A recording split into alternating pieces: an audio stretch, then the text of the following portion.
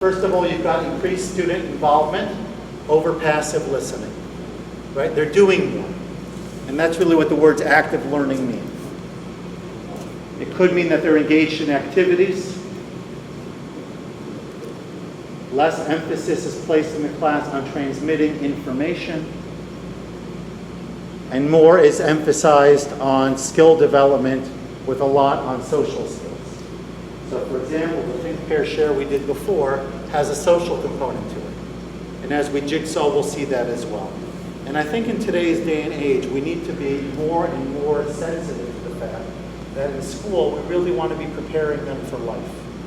When I was a graduate student, I started in New York, but I got married to a woman from Chicago, and so we wound up finishing I finished the program there in a suburban town of Schaumburg, which is about 30 minutes out of Chicago.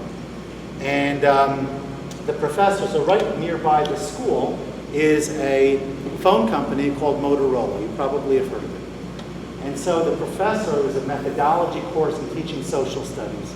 The professor says, I was talking to an executive over at Motorola, and he said, you guys in education have it all wrong. So what do you mean we have it all wrong? He said, because so much of your focus is on creating individualized learning, right? You can't talk with one another, it's cheating, we don't share information. At a certain point, we focus very much on what each student can do by him or herself. But in the workplace, it's all about collaboration.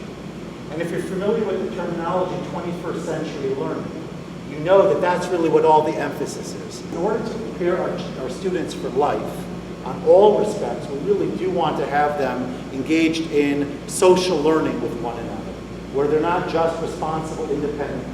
So whether that's projects, cooperative learning, things like that, active learning can allow us to do those things. Okay, it typically motivates students to perform. Minimally, they know that they're more accountable than they are in a regular classroom. Oftentimes, the feedback can be immediate. Right? When you guys got that feedback before, think about the game you played. I'm not saying everything could be a game, but think about the game you played before. The feedback was immediate, wasn't it?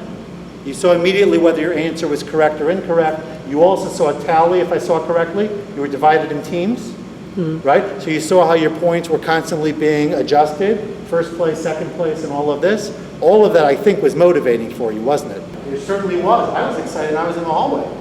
I couldn't figure out what team to join because there were so many choices, okay? But you get immediate feedback, and oftentimes you're involved in higher order thinking, which is so important, okay? You're getting them to go beyond just what is the answer to why do you think that's the answer, and what can you do with this information? Give me another example of that, and then evaluate, create something new. All of these kinds of things is asking them to do more.